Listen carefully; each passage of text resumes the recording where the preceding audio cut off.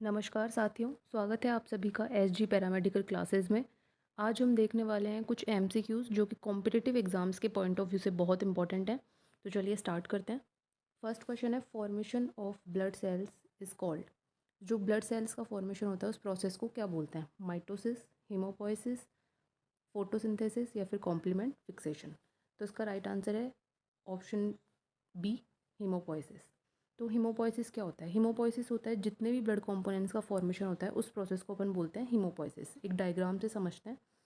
Bone marrow से हीमेटोपोइटिक stem cell develop होती है और हीमेटोपोइटिक स्टेम सेल से जितने भी ब्लड कंपोनेंट्स है like RBC, WBC, platelets, plasma cells, T cell, B cell, सारे जो जितने भी ब्लड कंपोनेंट्स होते हैं वो हीमेटोपोइटिक स्टेम सेल से डेवलप होते हैं। तो इसका राइट आंसर होगा option B, haemopoiesis. Question number second, the difference of plasma and serum is that plasma. Difference बताना है अपन को, प्लाज्मा और सीरम के अंदर क्या डिफरेंस होता है। दैट प्लाज्मा, इसका मतलब है कि प्लाज्मा के अंदर does not contain fibrinogen, has more water, contain fibrinogen या फिर कंटेन आयरन। तो फाइब्रिनोजन क्या होता है? फाइब्रिनोजन एक क्लोटिंग फैक्टर होता है जो कि प्लाज्मा में प्रेजेंट होता है।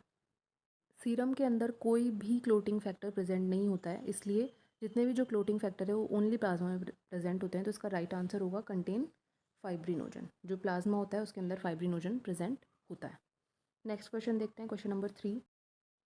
विच is the chemical test differentiate between staphylococcus and the streptococcus.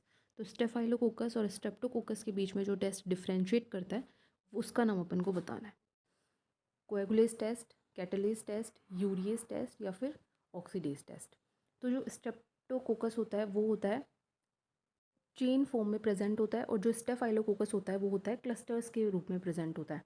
तो स्टेफाइलोकोकस एक कोएगुलेज नाम का एंजाइम प्रोड्यूस करता है जो कि क्लोटिंग करने के लिए इंपॉर्टेंट होता है। तो अपन इन दोनों को डिफ्रेंशिएट करने के लिए कौन सा टेस्ट यूज़ में लेते हैं? कोएगुलेज टेस्ट यूज़ में लेते हैं। तो राइट आंसर होगा ऑप्शन ए। एक डायग्राम से समझते हैं, ये है कोएगुलेज टेस्ट का एक डायग्राम।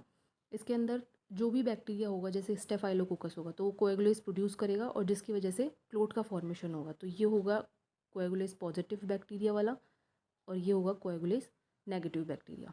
तो जो कोएगुलेज पॉजिटिव होगा उसके अंदर क्लोट बनेगा और जो नेगेटिव होगा उसके अंदर क्लोट नहीं बनेगा। Question number 4, which is the following immunoglobulin can cross the placenta. कौन सा ऐसा इम्यूनोग्लोबुलिन है जो प्लेसेंटा को क्रॉस कर सकता है? IgA, IgD, IgG या फिर IgM।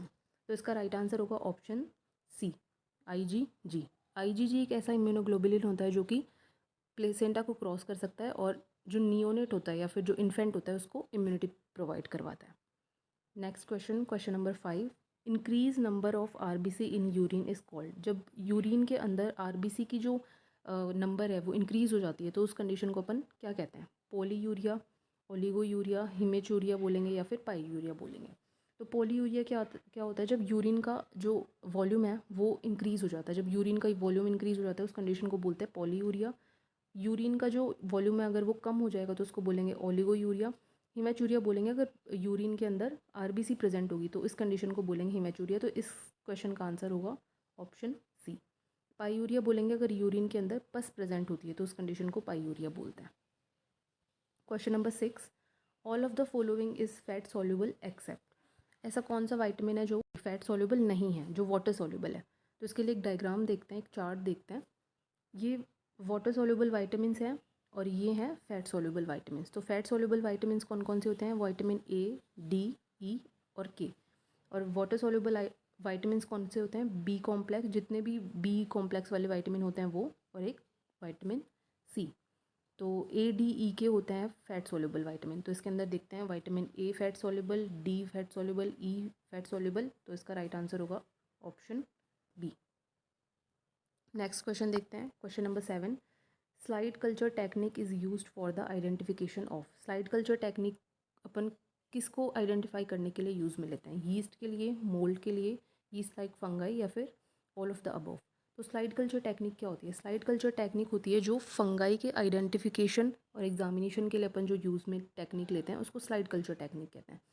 तो अब देखते हैं इसमें से फंगाई, तो यीस्ट भी एक फंगाई है, मोल्ड्स भी फंगाई है, यीस्ट लाइक फंगाई और ऑल ऑफ द अबव। तो इसका राइट आंसर होगा option 4, all of the above. Question number 8, largest virus is, सबसे बड़ा अपन को वायरस बताना है, कौन सा होता है? Parvo virus, herpes virus, pox virus या फिर माइकोप्लाज्मा। तो इसका राइट आंसर होगा पोक्स वायरस। जो पोक्स वायरस होता है वो सबसे लार्जेस्ट वायरस होता है, और जो स्मॉलेस्ट अगर आपसे पूछा जाए तो स्मॉलेस्ट वायरस होगा ऑप्शन ए पार्वो वायरस। सबसे स्मॉलेस्ट वायरस होता है parvo virus. Next question, gram positive bacteria differs from the gram negative bacteria by which of the following. Gram negative और ग्राम पॉजिटिव बैक्टीरिया अपन किस तरह से डिफ्रेंशिएट कर सकते हैं? Option A peptidoglycan, option B mycolic acid, C teichoic acid या फिर all of the above. तो ग्राम पॉजिटिव और ग्राम नेगेटिव बैक्टीरिया में क्या डिफरेंस है? पेप्टाइडोग्लाइकन दोनों में प्रेजेंट होता है, बस ये डिफरेंस है कि ग्राम पॉजिटिव बैक्टीरिया में थोड़ी थिक पेप्टाइडोग्लाइकन की लेयर प्रेजेंट होती है। माइकोलिक एसिड दोनों में ही एब्सेंट होता है, ये माइकोबैक्टीरियम ट्यूबरक्लोसिस में प्रेजेंट होता है। टिकोइक एसिड क्या होता है कि ग्राम पॉजिटिव में तो प्रेजेंट होता है लेकिन ग्राम नेगेटिव में एब्सेंट होता है। तो कैसे अपन डिफ्रेंशिएट कर सकते हैं टिकोइक एसिड से? तो राइट आंसर होगा option C. Question number 10, erythroblastosis fetalis occurs due to. Erythroblastosis fetalis होने का कारण क्या है?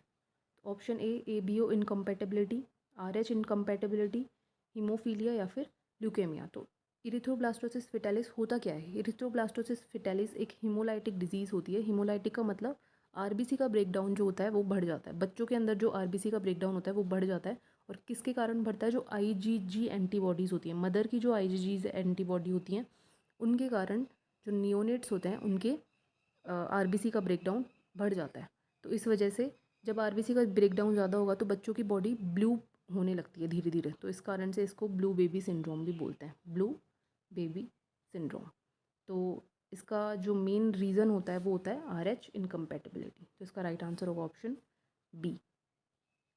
Question number 11, ESR will show low value result in which one of the following condition. ESR की value कब अपन को कम मिलेगी? तो इसका ऑप्शन है A polycythaemia, B anaemia, C RA या फिर D tuberculosis.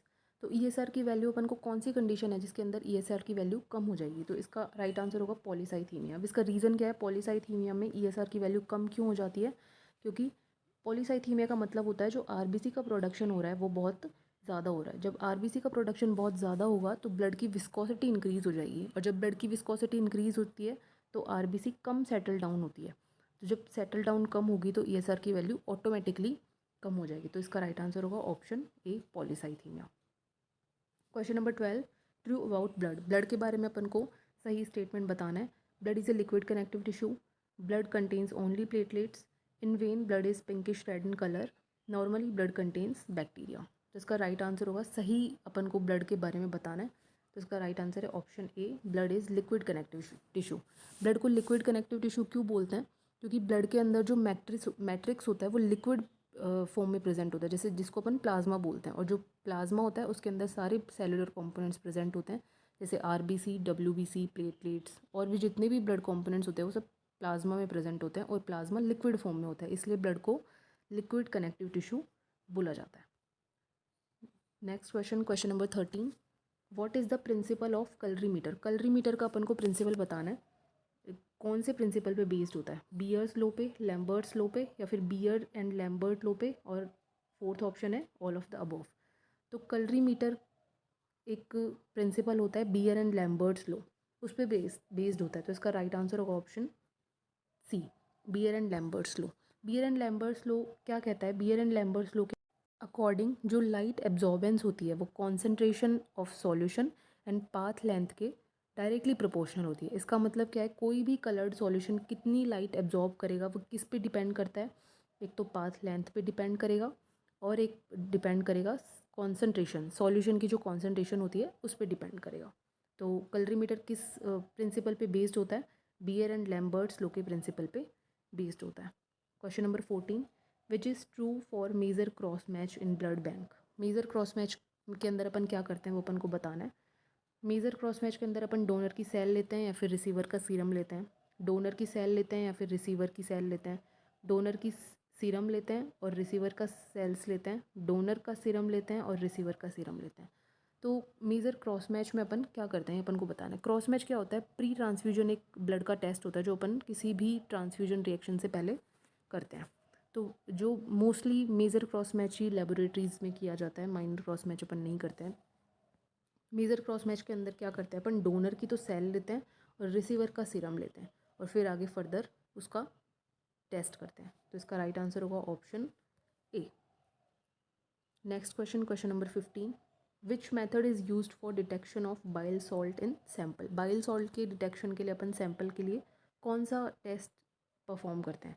Has test use करेंगे, रोथरास टेस्ट यूज़ करेंगे, बेनेडिक्ट टेस्ट यूज़ करेंगे या फिर यूरेट मेथड यूज़ करेंगे। तो इसका राइट आंसर होगा option A, Hay's sulphur test अपन बाइल सॉल्ट के डिटेक्शन के लिए यूज़ करते हैं। रोथरास टेस्ट किसके लिए करते हैं? कीटोन बॉडीज़ के लिए करते हैं। बेनेडिक्ट टेस्ट किसके लिए करते हैं? बेनेडिक्ट टेस्ट करते हैं अपन शुगर के लिए। बाईयूरेट मेथड किसके लिए यूज़ करते हैं? बाईयूरेट मेथड अपन करते हैं प्रोटीन को डिटेक्ट करने के लिए। तो आज की वीडियो में इतना ही, मिलते हैं नेक्स्ट वीडियो में। तब तक के लिए do like, share, comment and subscribe to our channel. Thank you.